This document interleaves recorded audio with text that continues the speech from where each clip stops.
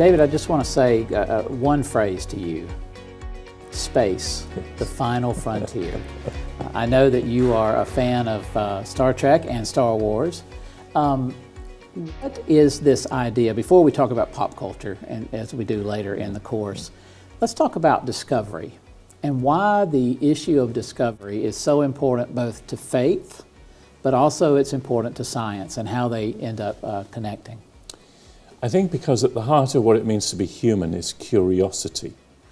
And that's a curiosity of imagination, which we find in science fiction. Yeah. I think it's a curiosity of discovery of that which is around us. So on the surface of Mars at the moment is a little robot called Curiosity, which has been on the Martian surface for a few years, analysing the surface of Mars to see if there's any sign of primitive life in its past. But there's also something about embodied curiosity, which is actually going into space. I was 6 years old when Neil Armstrong made his small step onto the surface of the moon. And I remember as a child being fascinated by this ability for human beings to step out and actually go where no man has gone before. There was a lot of controversy, and still is, about sending human beings into space. It costs a lot of money. It's very risky. Yes. A number of astronauts have died. Yes.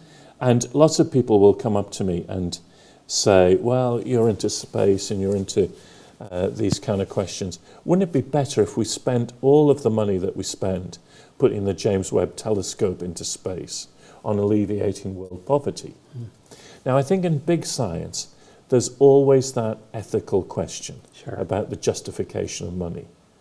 And yet, I think human beings need to express that sense of curiosity by new discoveries. And there is something about us not just sending robots, but actually being incarnated in that sense of discovery. Wow. And so just a few years ago, at the National Cathedral in Washington, I was privileged to be part of a conversation about our future in space. There were a number of people there who were far more important than me. Someone called Jeff Bezos was there. Heard of him, yes. You've heard of him. The director of US National Intelligence, Avril Haines, was there. Yes. The NASA administrator was there.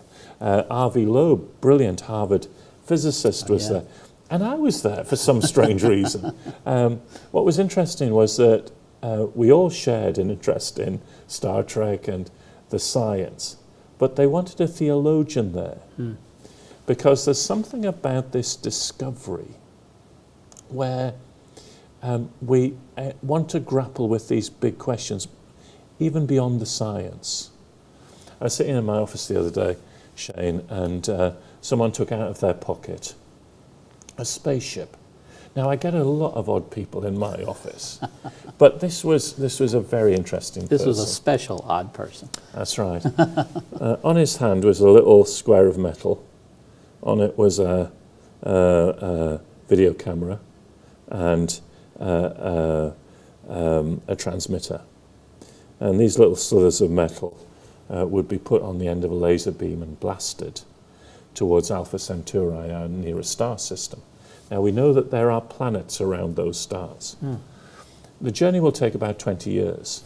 These things will go through the star system. They'll take video, pictures, and then transmit it back. It'll take about 4 years to get back to us. So in 25 years, we'll have pictures, close-up pictures of planets around Alpha Centauri. And he was in my office, not because I could contribute very much to the science. He was in my office because he wanted to have a chat about what would happen if we saw something. What would happen if we saw little green women and little green men Extraterrestrials. on this? Yeah.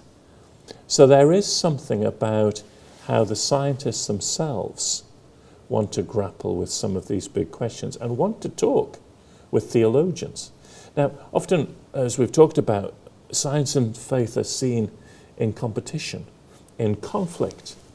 In many of the circles that I feel privileged to be invited into, I meet a number of scientists, whether in genetics or artificial intelligence or in space, who are curious, who want to discover things, but notice that the science that they're discovering means that they need a broader discourse, of which theology is not the dominant and only partner, but can be one of the voices to help them understand some of the things that are going on.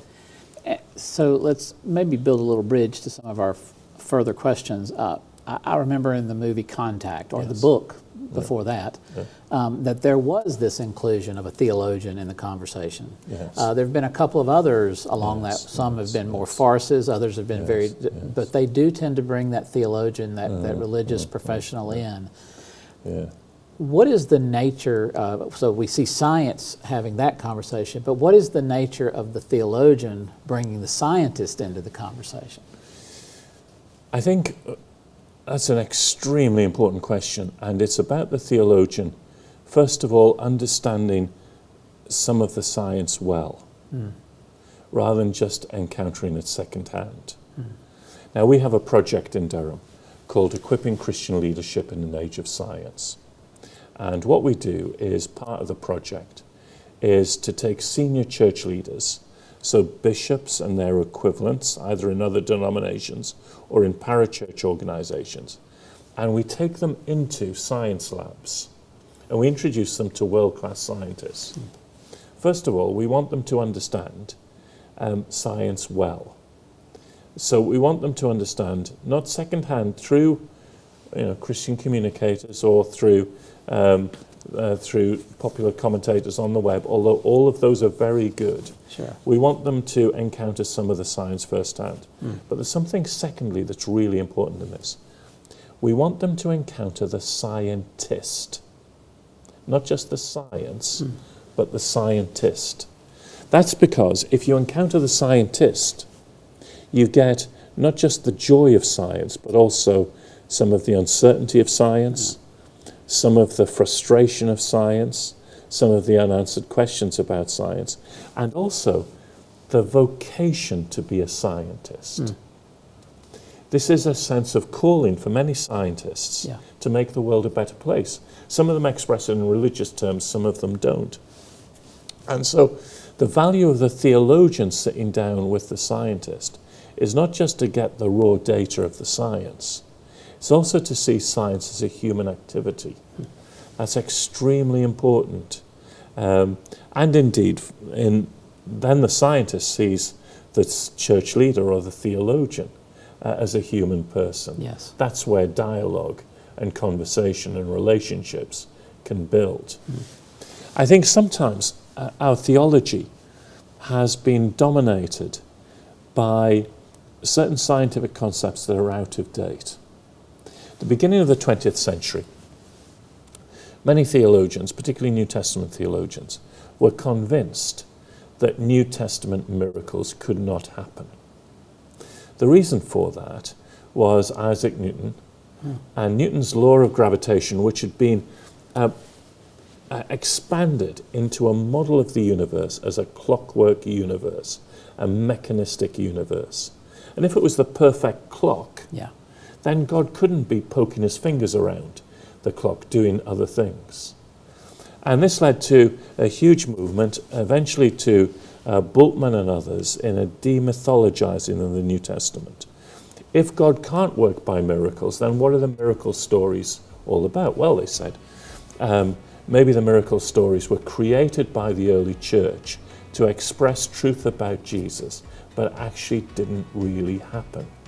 And that was all predicated on a God who couldn't act in the world.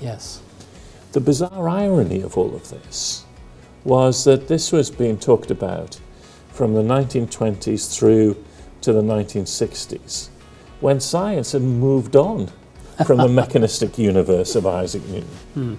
1920s were the time of quantum theory, when we began to see that the world was not picturable and predictable, as Newton had said, but actually was more subtle and supple in the nature of reality.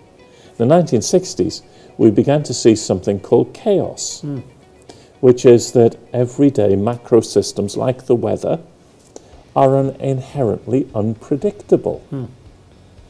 And this means that actually theologians were living with an outdated picture of science, rather than saying there are insights here which actually could be very important to understanding how God acts in the world.